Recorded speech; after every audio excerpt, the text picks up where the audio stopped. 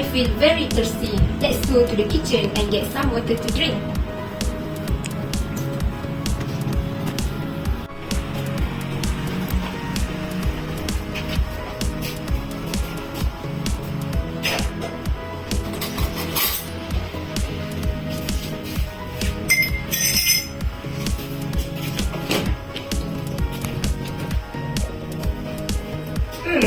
I wonder what this can is actually made of.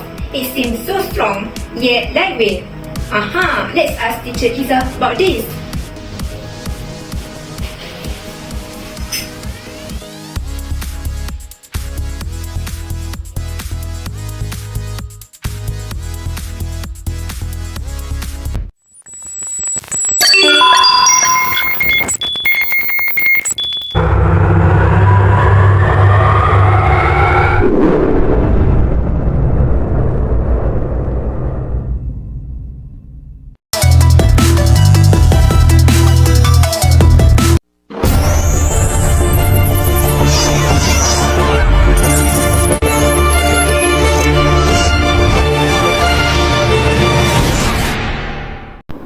Hello student, Teacher IZZAH is here. How can I help you? What are the beverage cans made of? For your information, roughly 3/4 of the world's beverage cans are made from aluminium. Aluminium is widely used due to its availability, affordability, lightweight nature, and exceptional recycling capabilities. Aluminium cans provide an excellent barrier against light and oxygen, preserving the quality and taste of beverages. Where can I find aluminium in the periodic table of elements? Aluminium is an element that is located in period 3 elements in the periodic table of elements. What are the elements in period 3? Let's explore the elements in period 3. Before delving into the elements in period 3, it is essential to grasp the concept of the period. What is the period? The period refers to the horizontal rows in the periodic table of elements. The period number indicates the number of electron shells. Elements within the same period share a common feature of having the same number of electron shells. As you move from left to right across a period, the proton number of elements increases. Additionally, the number of electrons also increases from left to right crossing the period. Therefore, the elements in period 3 are arranged in the third row of the periodic table of elements. All the atoms of period 3 elements have 3 shells occupied with electrons. And for your information, period 3 consists of elements such as sodium, magnesium, aluminium, silicon, phosphorus, sulfur, chlorine, and also argon. Describe the trends in physical properties of elements across period 3. Across period 3, from left to right, the atomic size will decrease because the atomic radius decreases. This is due to the number of protons in the nucleus increases, whereas the number of shells remains unchanged across a period. As the number of protons in the nucleus increases, the positive charge of the nucleus will also increases. The negative charge of the valence electrons will also increase due to the increase in the number of valence electrons across a period. Thus, the attraction force between the nucleus and the valence electrons is getting stronger and stronger across a period. This force will pull the valence electrons closer to the nucleus and thus reduce the atomic radius. Therefore, the size of the atom decreases across a period from left to right. As you can see here, there is an increase in the number of protons across period 3. An increase in the number of protons across period 3 will increase the charge in the atom's nucleus. Do you know that the electronegativity is the strength of an atom in a molecule to attract electron towards its nucleus? Therefore, the electronegativity of elements will increase across period 3 because the nuclear attraction force towards the electrons increases. This means that the strength of attraction from the proton in the nucleus to the electrons in the shells increases. The physical state of period 3 elements will change from solid to gas, from left to right across the period. In period 3, all elements are solid except for chlorine and argon, which exist in the gaseous state.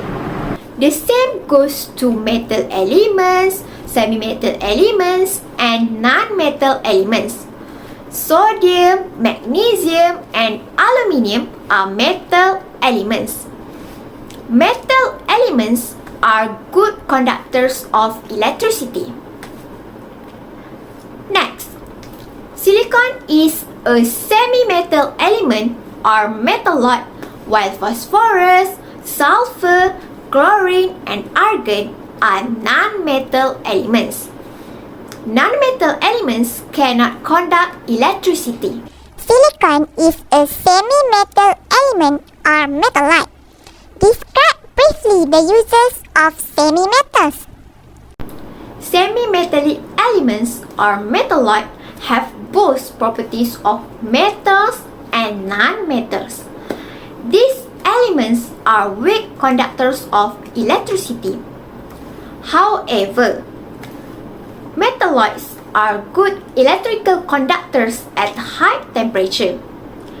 Based on that property, metalloids like silicon are used as semiconductors in the manufacture of electronic microchips. For your information, electronic microchips are used in the making of computers and mobile phones. Provide a video about the use of semi-metal, which is silicon.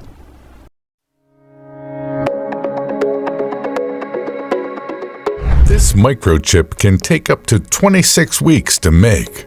In its as many as 100 layers, billions of transistors are packed into an area about the size of a fingernail. They're the brains behind almost everything we use in our increasingly electronic world. Here's how these complex, tiny devices are made.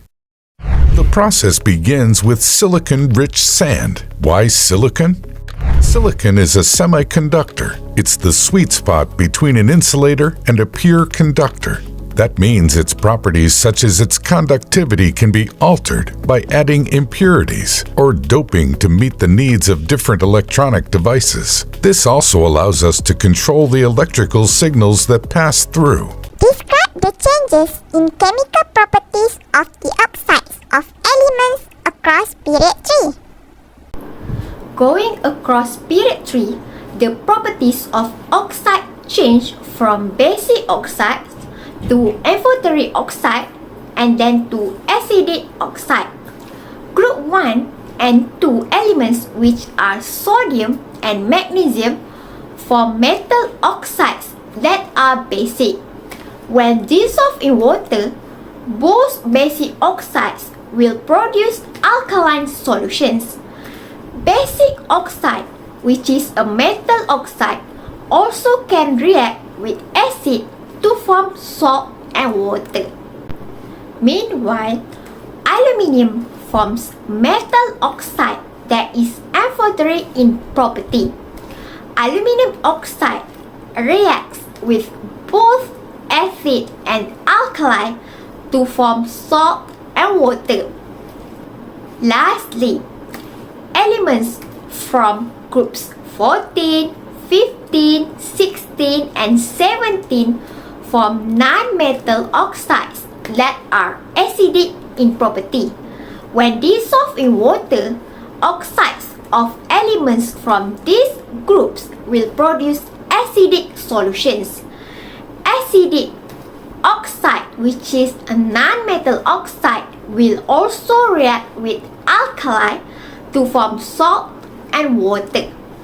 Give a conclusion regarding the trends in physical properties of elements across period 3 and the uses of semi-metals. In conclusion, the physical properties of elements in period 3 show a trend of decreasing atomic size and increasing electronegativity from left to right due to the increasing number of protons in the nucleus. Next, semi-metallic elements, also known as metalloids, exhibit characteristics of both metals and non-metals. While they are typically weak conductors of electricity, metalloids demonstrate good electrical conductors at high temperatures. This unique property makes metalloids such as silicon valuable as semiconductors in the production of electronic microchips, which are essential components in the manufacturing of computers and mobile phones. Wow, it is very interesting to learn about the elements in period 3. Thank you, Teacher Izzah, for the explanation about the elements in period 3. You are welcome, my dear student. I hope all this knowledge will help you to understand more about the elements in period 3. If you have anything to ask, feel free to reach me. Hope to see you again.